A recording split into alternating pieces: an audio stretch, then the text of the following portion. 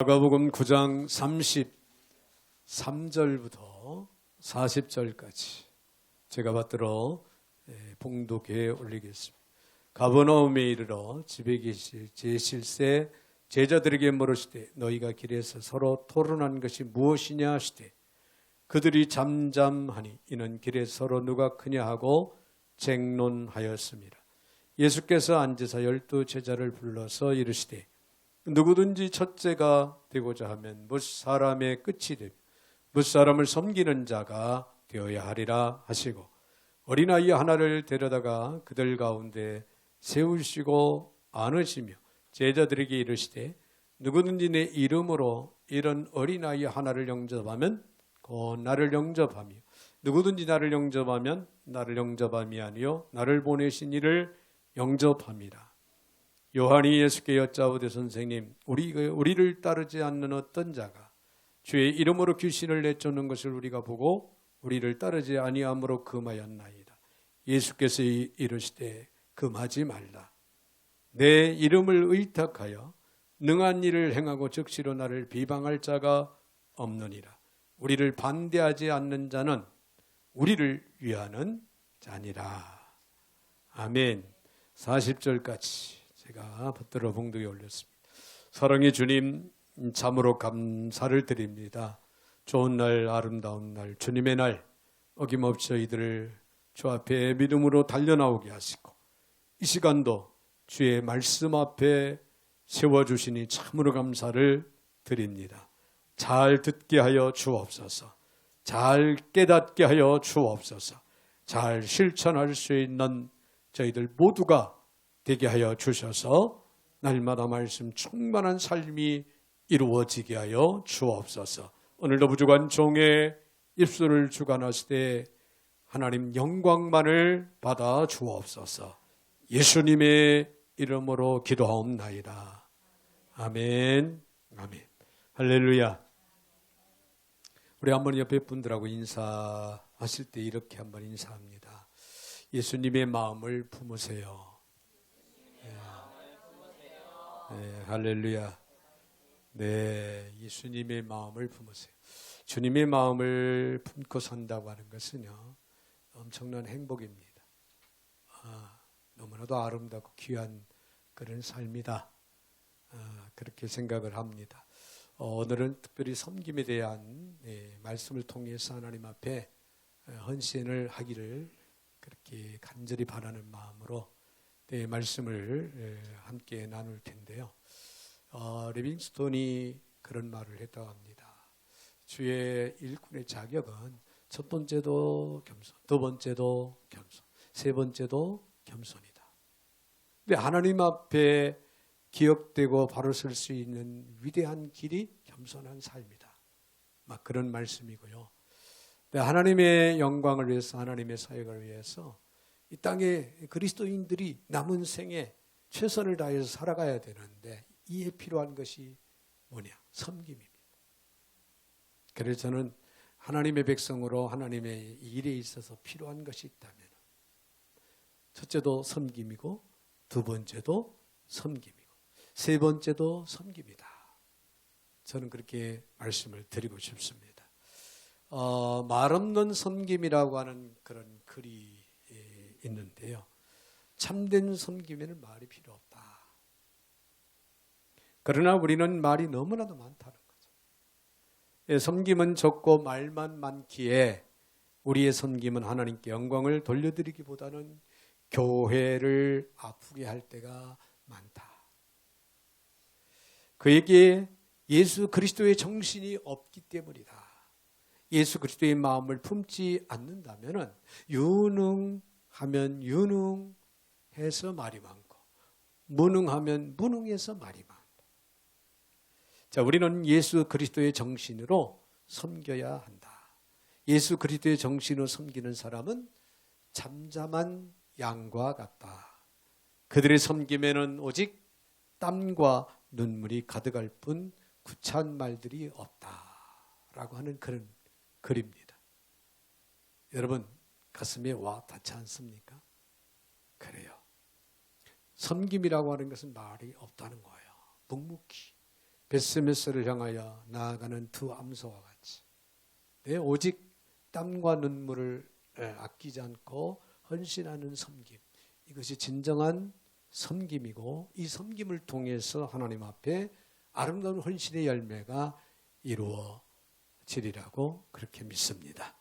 여러분, 섬김의 기원은요, 기독교의 복음, 더 정확하게 말하면 예수 그리스도로부터 나왔다는 거예요. 예수님은 종으로 이 땅에 세상에 오셨죠. 그 오신 예수님께서 뭐라고 말씀하셨습니까? 너는 이 땅에 온 것은 섬김을 받으러 온 게 아니다. 도리어 섬기려고 이 땅에 오셨다라고 그렇게 말씀을 하시면서 너희도 이와 같이 섬기는 삶을 살아라. 이것이 바로 기독교 정신입니다. 우리 그리스도인들의 삶 속에 이 기독교의 정신이 섬기는 삶이 빠진다면 진정한 나는 기독교인으로서의 삶을 살아가고 있을까? 의문점을 던지지 않을 수가 없다는 거예요. 그러므로 우리는 섬기는 삶이 매우 중요하다는 거예요. 가정에서도 학교의 직장에서도 그리고 교회에는 두말할 것 없고 더 나아가 이 사회에서 우리가 해야 하는 일은 바로 하나님 앞에서 주의 이름으로 주님의 정신을 가지고 섬기는 삶을 살아가야 한다. 자, 오늘 본문의 말씀을 보면 예수님은 자신을 따르는 제자들에게 말씀하십니다. 너희도 섬기는 자가 되려야 하리라. 그러나 오랫동안 세속 문화와 세속적인 계급의식에 젖어왔던 우리가 종의 삶, 종의 정신, 섬김의 삶, 섬김의 정신을 배운다? 결코 쉽지가 않습니다. 결코 쉽지가 않아요. 무슨 얘기로 천국에 가보니까 목사님들은 이게 섬김을 받을 상급이 없더라는 거예요.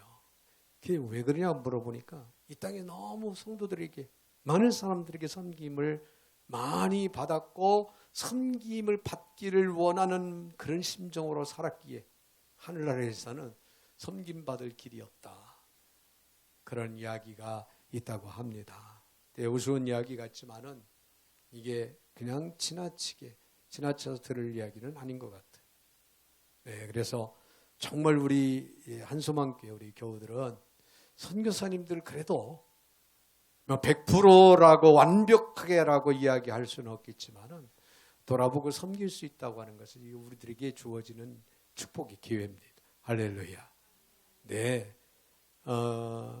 정말 긍정심을 가지고 열심히 최선을 다해서 이 마지막 때 주님 앞에 섬김의 삶을 통하여 기업되는 인정받는 그런 우리 모두가 되어야 될 줄로 믿습니다. 자, 오늘 본문은 예수님과 제자들의 그 대화를 통해서 우리가 정말 섬기는 자가 되려면 극복해야 할 섬김의 삶에 있어서 방해가 되는 이 장애물들이 있음을 우리는 파악을 해야 됩니다. 그래서 그 장애물들을 제거할 때 우리가 바르게 하나님 앞에 섬기는 삶을 원만하게 할 수 있으리라고 그렇게 생각을 할 수가 있습니다. 자, 섬기는 삶을 살아감에 있어서 극복해야 할 장애물이 뭘까? 먼저 우리가 생각할 수 있는 것은 우월주의를 우리는 극복해야 한다는 거예요.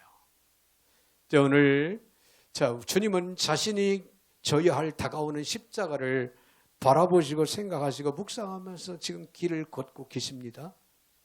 그런데 제자들은 그 길에서 어떤 일을 하고 있을까요? 오늘 본문의 33절을 보면 가버나움에 이르러 집에 계실새 제자들에게 물으시되 너희가 길에서 서로 토론하는 것이 무엇이냐? 그런 말씀이 기록이 되고 있죠. 몰라서 물은 것이 아니에요. 예수님은 다 알고 다 듣고 계셨습니다. 그들에게 확인을 위해서 그리고 본격적인 가르침을 위해서 예수님이 여기서 제자들에게 질문을 던집니다. 34절에서 그들이 잠잠하니 이는 길에서 서로 누가 크냐 하고 쟁론하였음이니라. 자, 예수님은 십자가를 지금 생각하고 있어요. 세상 죄를 지고 정말 어린 양으로서 이제 죽음을 각오를 하고 십자가를 져야 되는 그 막중한 사역을 생각하고 있는데 제자들은 그 길에서 뭘 생각하고 있어요? 엉뚱하게 네가 크냐 내가 크냐 네가 높으냐 내가 높으냐 네가 잘났냐 내가 잘났냐 이런 토론을 하고 있었다는 거예요. 자, 어떤 상황 속에서 이런 토론을 하게 되었을까요? 어쩌면은 세 제자만 선택해서 변화산에 오르셨기 때문에 자존감이 높아진 이 세 제자들, 이 제자가 나머지 9 제자를 업신여김으로 인해서 세 제자 대 9 제자 사이에서 벌어진 토론이라 그렇게 우리는 생각을 할 수도 있습니다. 무슨 얘기예요? 예수님께서 변호산에 올라가실 때 세 제자만 데리고 올라가셨어요. 베드로, 야고보, 요한. 이 세 제자만 데리고 올라갔어요. 특별하지 않습니까? 그러니 선택받아서 올라가는 것 같이 느껴지고 그들은 또 변화산에 올라가서 이제 모세와 엘리야를 보게 됩니다. 그래서 이곳에 초막 셋을 지차. 하나는 모세, 하나는 엘리야, 하나는 예수님을 위해서 초막 셋을 짓자. 그래서 여기서 살자.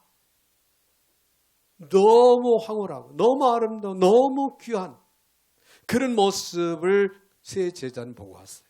이 자존감이 얼마나 높아졌어요.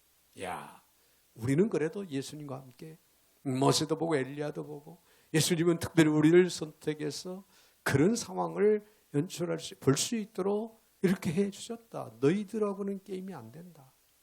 그러니 나머지 9 제자들과의 네가 높으냐 내가 높으냐 네가 크냐 내가 크냐 이런 토론은 어떻게 생각하면은 너무나도 당연한 일이고 너무나도 자연스럽게 이루어질 수 있는 그런 사건이다. 그렇게 생각을 할 수가 있어요.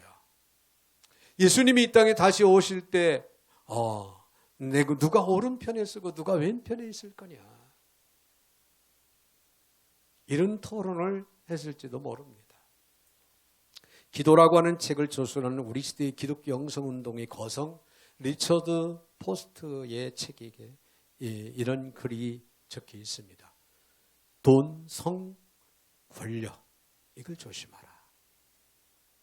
자, 이 책에 보면은 그리스도의 제자로서 우리가 반드시 싸우고 극복해야 할 3가지 유혹이 있는데 그것은 돈이다. 그리고 성적인 문제다. 그리고 3번째는 권력의 유혹이다. 사실 이 세상을 돌아볼 때 이 3가지 유혹에 너무나도 난무하고 있고 이 3가지 유혹에 그냥 많은 사람들이 쓰러지고 넘어지고 빠지는 이런 경향들이 너무나도 많이 있다는 것을 우리는 잘 알고 있죠. 그런데 그 셋 중에서 가장 미묘한 것, 또 어떤 의미에서 가장 강력한 것, 사람들이 유혹이라고 생각하지 않으면서도 빨려드는 가장 강렬하고도 미묘한 유혹이 있습니다. 그게 뭔지 아십니까? 권력이라고 하는 유혹이에요. 권력. 근데 여러분, 권력이라고 하는 이 유혹은 뭐 그다지 특별한 경우, 특별한 사람에게만 해당하는 그런 것으로 착각을 할 정도로 아주 미묘한 유혹이죠. 그렇죠? 그런데 자, 우리가 인생 좀 살고 나이를 보고 가니까 그리고 주변 사람들을 이렇게 관찰을 해보니까요. 권력에 대한 갈등이 심각해요. 사실은. 네, 권력의 갈등은 국회의사당에 있는 정치인들에게만 있는 갈등이 아니었습니다. 부부싸움을 할 때도 마찬가지예요. 네, 부부싸움의 본질이 무엇인지 아십니까? 누가 주도권을 갖느냐예요.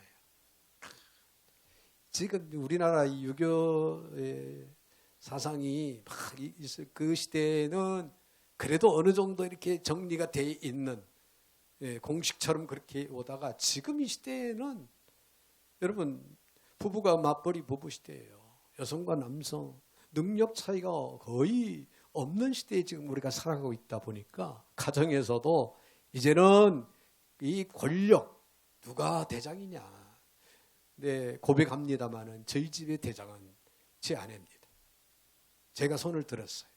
일찍이 우리 자녀들 때문에. 투표를 하면 꼭 자녀들이 엄마를 찍어요. 그래서 전 밀려났지요.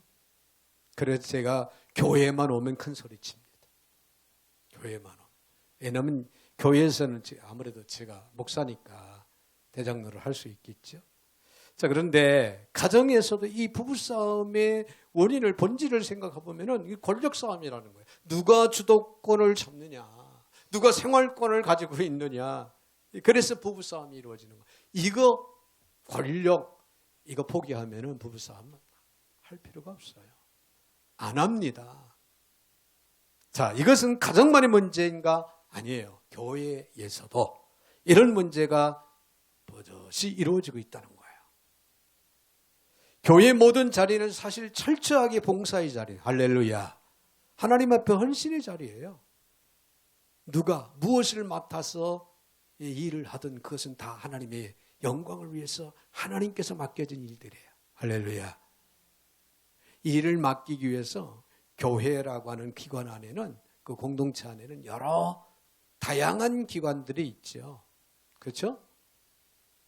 뭐 전도부도 있고 봉사부도 있고 선교부도 있고 여러 봉사부, 여러 부서들이 있어서 달란트대로 각자가 주어진 위치에서 소신껏 최선을 다해서 봉사하도록 교회는 그렇게 이런 기관들을 만들어서 운영이 되고 있습니다.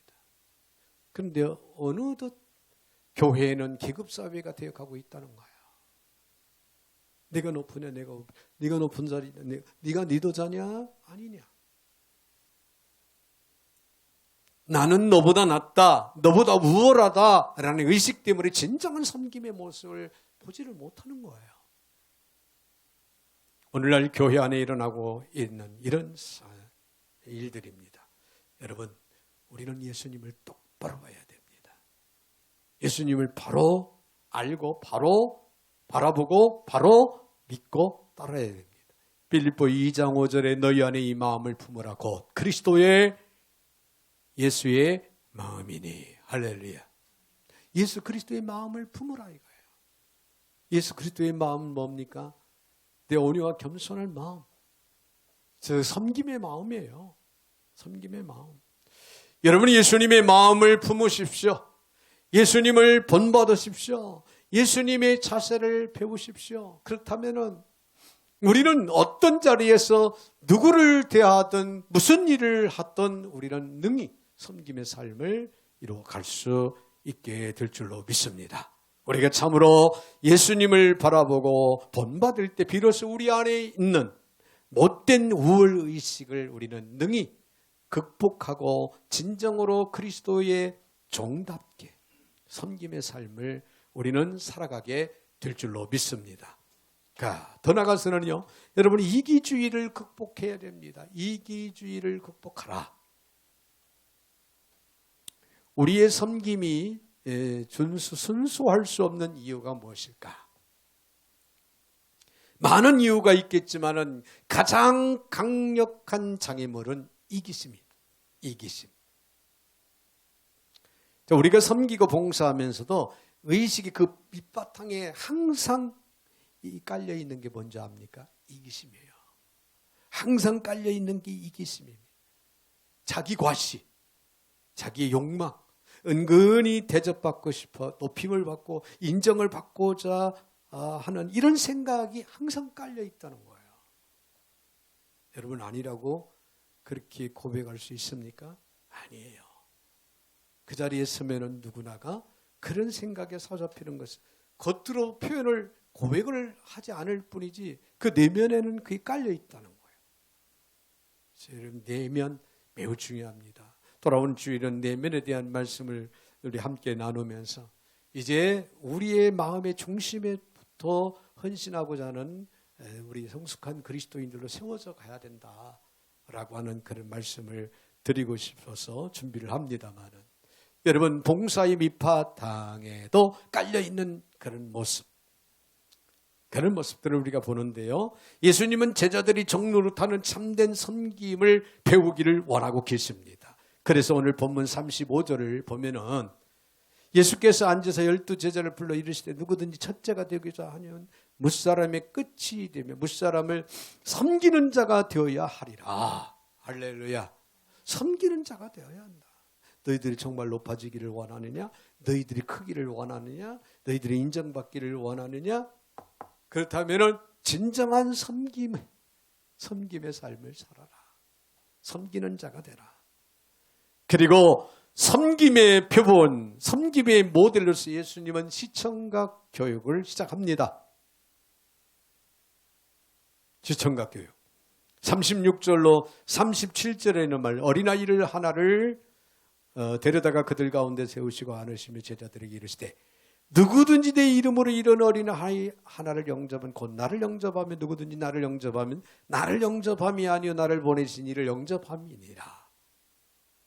그렇게 교육을 시키십니다. 여러분, 어린아이 하나를 앞에 세우고 이 어린아이를 안으면서 이 어린아이를 영접하는 것이 나를 영접하는 것이다. 왜 이런 행동을, 왜 이런 가르침을 예수님은 하셨을까? 지나가는 어린아이 하나를 잘 대접한다고 해서 우리에게 돌아오는 이익이 뭘까요? 내가 어린아이를 도왔다? 하면은 그 기쁜 마음은 우리의 마음속에 들겠죠. 그렇죠? 간 어린아이가 넘어졌어요. 그러면은 가서 얼른 일으켜줍니다. 일으켜서 도와줘요.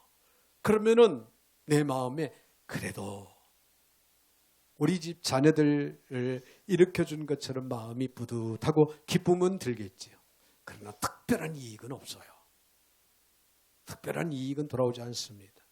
외국 같은데, 특별히 미국에 가니까 내 가이드 하시는 분이 뭐라고 말씀하냐, 절대로 어린아이들 예쁘다고 어린아이들 머리에 손을 얹고 쓰다듬지 마라.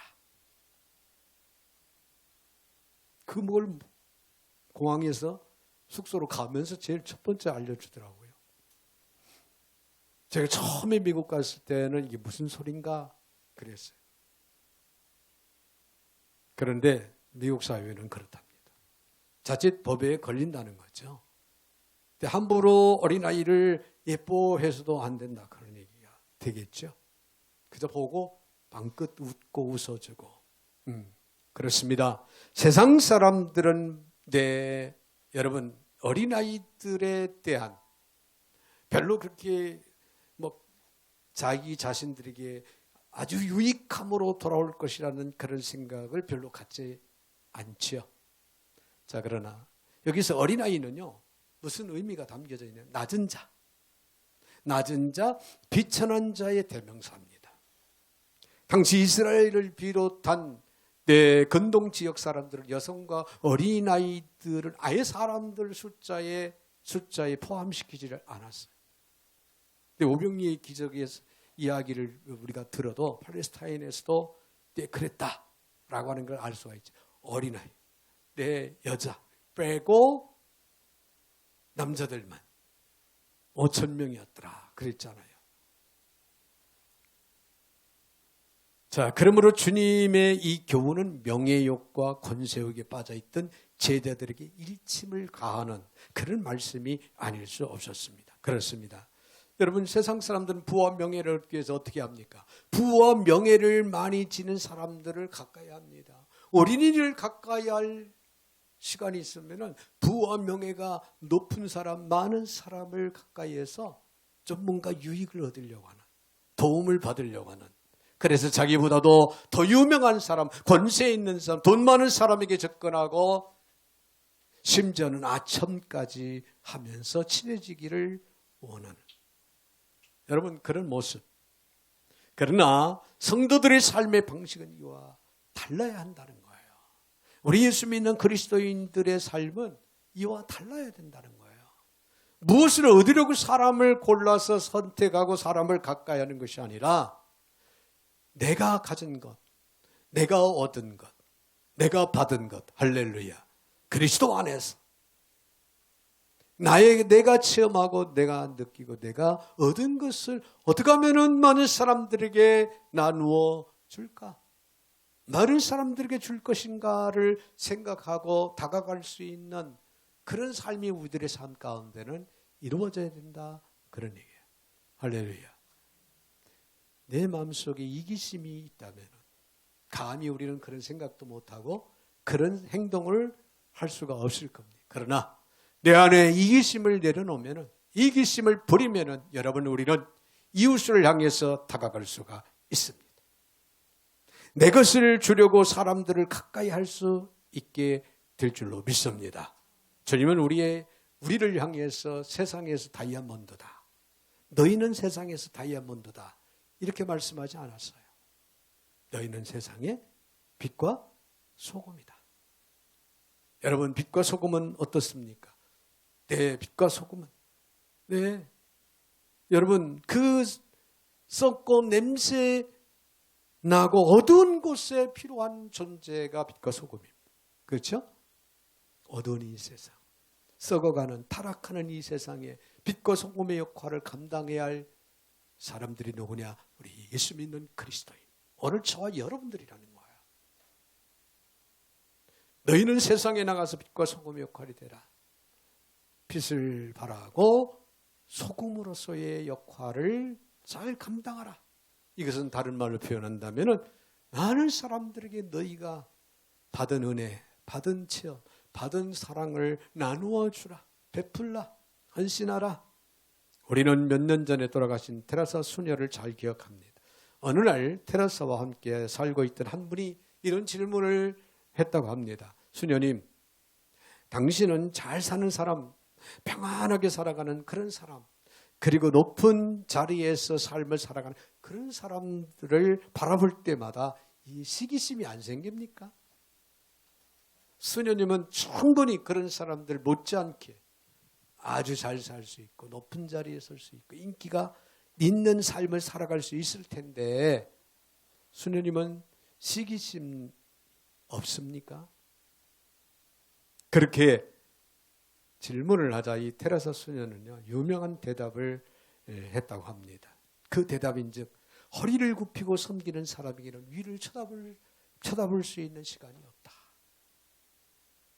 제가 이 글을 보면서 테레사 수녀님은 그래서 항상 소외되고 좌절하고 낙심하고 절망하고 병들고 고통당하는 서민들, 난민들, 병자들, 그들만 바라보면서, 주의 이름으로 그들만 바라보면서 평생을 살아갔던 그 모습이 아주 그냥 떠오르더라고요. 그래요. 허리를 굽히고 섬기는 사람에게는 위를 쳐다볼 수 있는 시간이 없다는 거예요. 여러분, 하늘나라에서 타는 누군지 압니까? 섬기는 사람들입니다. 하나님께서 기억하는 사람이 누군지 압니까? 주의 이름으로 섬기는 삶을 살아가는 사람을 기억합니다. 제 절친 친구 목사님이 하루는 전화를 왔어요. 선교인에 필요한 게 뭐냐? 지금까지 2년 동안 이 선교관을 제가 진행을 하면서 저희 형제들 중에도 다녀는 갔죠. 다녀는 가고 또 노예 시찰에 다 알죠. 목사님들 다녀도 가고. 그런데 선뜻 이 선교관을 위해서 내가 지원하겠다, 후원하겠다, 뭘 해놓겠다, 이런 분은 못 봤어요. 굳이 그렇게 해달라고 이야기를 제가 지금 안 하고 있습니다. 하나님이 해줄 사람들을 허락하실 때까지 기다리는 거예요. 할렐루야. 그런데 전화가 며칠 전에 전화가 왔어요. 필요한 게 뭐냐? 그게 왜 그러냐 그랬더니, 네, 작은 거라도 내가 해놓기를 원한다. 얼마나 반가운 소식이. 그래, 웬일이냐 그랬더니 뭐라고 얘기하냐면, 열심히 하나님 나라의 재료를 올려보내려고 한다. 이게 무슨 얘기예요? 하나님 나라의 재료를 올려본다는 것. 내가 이 땅에서 열심히 헌신하고 섬기면 하나님 나라의 내 집에 재료가 자꾸 쌓인다는 거예요. 어떤 재료? 내가 살 집. 아름다운 집으로, 좋은 집으로. 제가 그 말을 딱 들으면서 딱 스쳐가는 게 있었어요. 뭐가 스쳐가는 게 있으냐면, 우리도 섬기는 삶을 지금 살아가고 있지만 우리 교우들에게 그런 길을 열어줘야 되겠다. 그게 지금 어느 나라에 아주 어려운 나라인데 고아원을 운영하시는데 선교사님 고아원을 운영하시는데 교회를 이래 짓는. 근데 그 고아들을 손길을 통해서 벽돌 한 장 한 장을 나르고 쌓아 올리는 그런 사진을 보내왔는데 쫙 보면서 하나님, 우리 교우들도 저 성전이 건축이 되는데 벽돌을 쌓을 수 있도록 해 주옵소서. 한쪽 구탱이라도 괜찮습니다. 할렐루야. 그래서 이걸 강조하면 또 성도들이 부담 갖잖아요. 그래서 강조는 안 하고 대신에 돌아오는 7월 첫 주에 맥주감사주일이 있는데 맥주감사주일 나오는 헌금을 보내자. 그 액수가 작든 크든 그건 관계없고 벽돌로 헌금을 하자. 그래서 그 낙후된 지역에 정말 하나님의 성전 예배당이 하나 세워지는데 우리 한수만 교우들의 헌신이 그 한 모퉁이의 벽돌이 되어서 하늘나라에 재물로 올라간다. 그러면 이 다음에 하나님 나라에 가서 정말 하나님으로부터 돌려받는 그런 축복이 있을 것이다. 이런 것을 담임 목사가 만들어줘야 되겠다. 이런 생각이 딱 들더라고요. 그렇습니다. 허리를 굽히고 섬기는 사람. 위를 쳐다볼. 여러분 이제 위를 즉 세상의 어떤 명예 권력 인정 이걸 바라보면서 살아갈 시간이 없어요. 주님 오실 날이 가깝기 때문에. 허리를 굽히고 섬기는 일에 우리는 최선을 다해야 되는데 이에 필요한 여러분 이기심을 내려놔야 돼요. 진정한 섬기는 사람의 훈련을 통해서 주께서 우리 속에 있는 이기심을 성령으로 불태워 주시고 이웃들을 향한 마음을 열게 해주기를 위해서 우리는 기도해야 됩니다. 할렐루야. 더 나아가서는요, 파벌주의를 극복해야 한다는 거예요. 파벌주의를 극복하라. 우월주의, 이기주의, 파벌주의를 극복하라. 우리의 섬김이 순수하려면 관용의 정신이 있어야 됩니다. 마음과 생각이 너무 넓어야 된다. 그런 얘기예요. 그렇지 않으면 함께 봉사하는 다른 사람들을 경쟁성대로 우리가 생각을 하게 됩니다. 열등감을 갖게 돼요. 그리고 상대방을 향해서 적대감을 갖습니다. 네가 잘났으면 얼마나 잘났나? 한번 해보자. 여러분, 이런 마음을 가지고 진정한 헌신이, 진정한 섬김의 삶이 아름답게 이루어질 수 있을까요? 아니에요. 이런 사람이 봉사의 장에 서게 되면은 봉사하는 부서가 소란스럽고 사람들의 마음이 불편하고 아픕니다. 예수님의 제자들 가운데 그런 사람이 있었던 것 같아요. 그중 한 사람이 바로 누구냐? 요한이라고 하는 사람이에요. 자, 38절을 봅니다. 요한이 예수께 여짜오되 선생님, 우리를 따르지 않는 어떤 자가 주의 이름으로 귀신을 내쫓는 걸 우리가 보고 우리를 따르지 아니함으로 금하였나이다. 선생님, 어떤 사람이 예수의 이름으로 귀신을 쫓아내고 병을 고칩니다. 그런데 그들은 우리 편이 아니에요. 그래서 내가 그 일을 하지 말라. 예수의 이름으로 함부로 이용을 하지 말고 사용하지 말라고 제가 급했습니다. 라고 하는 말이죠. 요한이 이런 말을 했더니 예수님이 아주 뜻밖의 대답을 하십니다. 39절 40절에서 예수께서 이르시되 금하지 말라. 내 이름을 의탁하여 능한 일을 행하고 즉시 나를 비방할 자가 없느니라. 우리를 반대하지 않는 자는 우리를 위하여 하는 자다. 우리를 반대하지 않는 자는 다 우리를 위하는 것이다. 내 이름을 비방하지 않고 하는 일은 다 우리를 위한 것이다. 그런 얘기예요.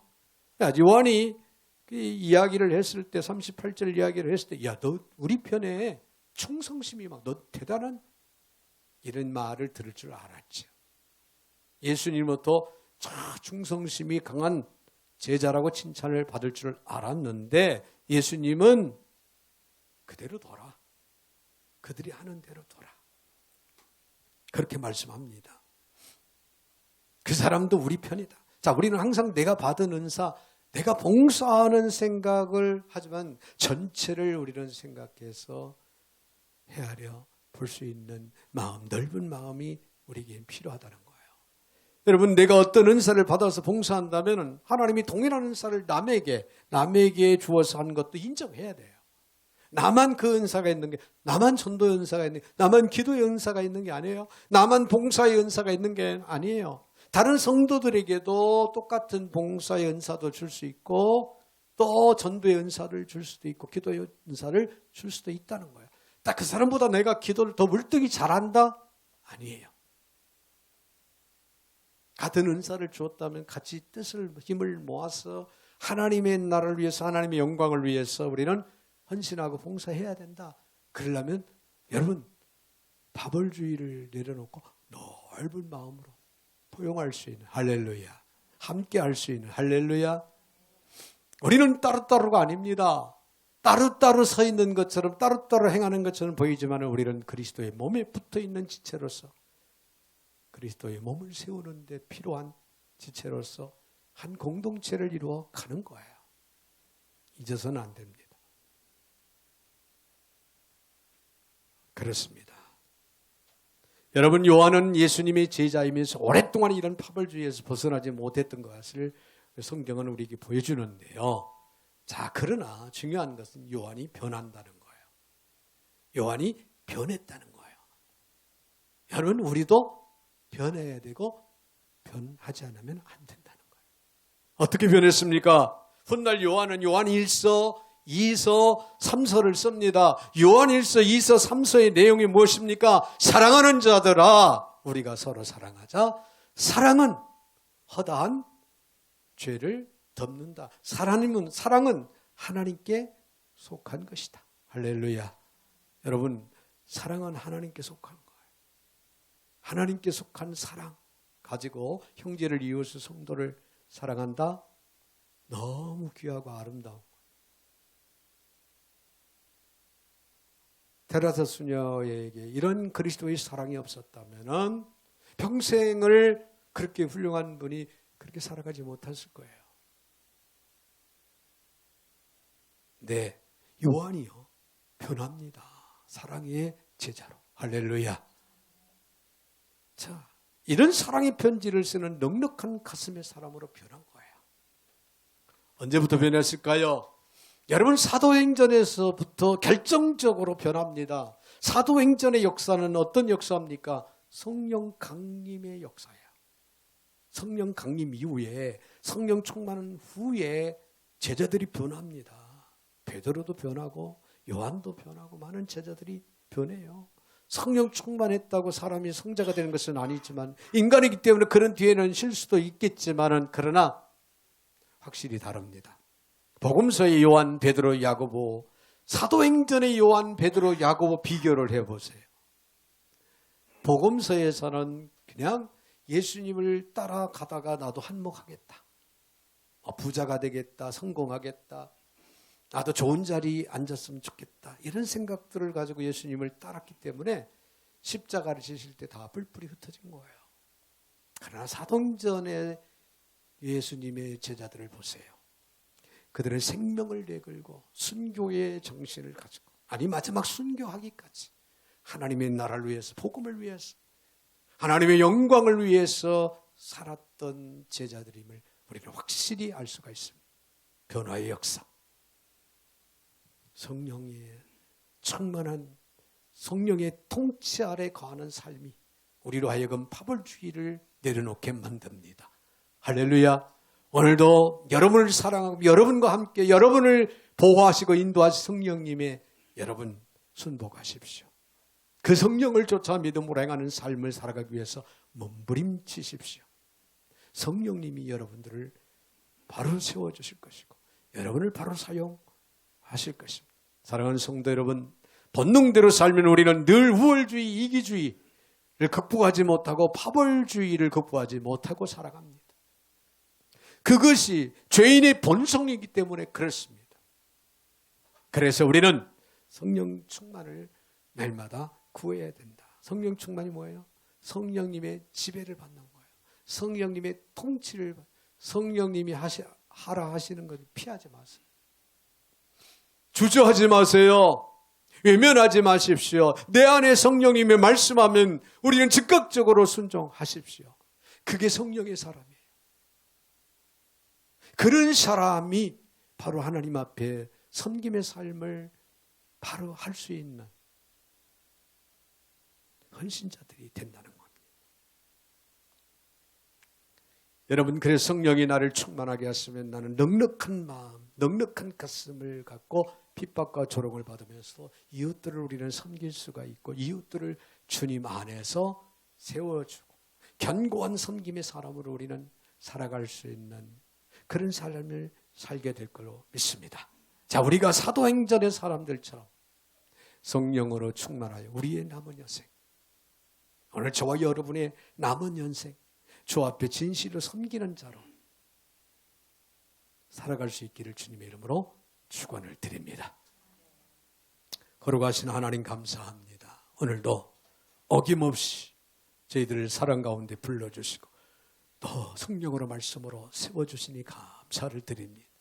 이제 주 오실 날이 가까우니 때 덧없이 주님을 바라보게 하시고 주님의 영광을 위해 살아가되 저희들의 정말 섬김의 삶을 낮은 자리에서 섬김의 삶을 부끄럼 없이 살아갈 수 있는 신실하고 거룩하고 정직하고 성숙한 그리스도인들의 삶이 될 수 있도록 붙들어 주시고 세워주시고 인도하여 주셔서 우리 하나님께만 큰 영광이 되게 하여 주옵소서. 예수님의 이름으로 축복하며 기도하옵나이다. 아멘. 아멘.